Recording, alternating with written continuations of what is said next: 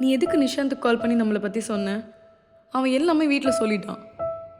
என்னை இப்போ வீட்டில் கூப்பிடுறாங்க. அவள் ஒரு டைமும் செத்துருவேன், படிக்க முடியலன்னு சொல்கிற போலாம்.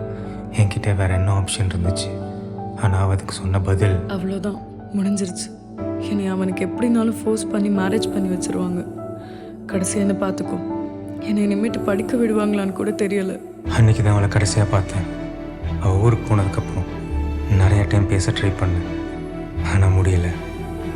இன்னைக்கு நான் யாருன்னு தெரியாதுன்னு சொல்கிறப்போ அவள் கண்ணில் நான் பார்த்த பயம், அன்னைக்கு நான் தான் எல்லாமேன்னு சொன்னதை தான் ஞாபகப்படுத்துச்சு. எனக்கு நீ வேணும், போதும். லைஃப்பில் நான் சாக்ரிஃபைஸ் பண்ணது, அழுதது, அனுபவிச்சதெல்லாம் என் லைஃபும் ஃபெயிலியர், ஃபர்ஸ்ட் மேரேஜும் ஃபெயிலியர். ஆனால் இனிமேட்டு எனக்காக நான் வாழணும். கூட சேர்ந்து எனக்காக ப்ரே பண்ணிக்கிறியா ப்ளீஸ்?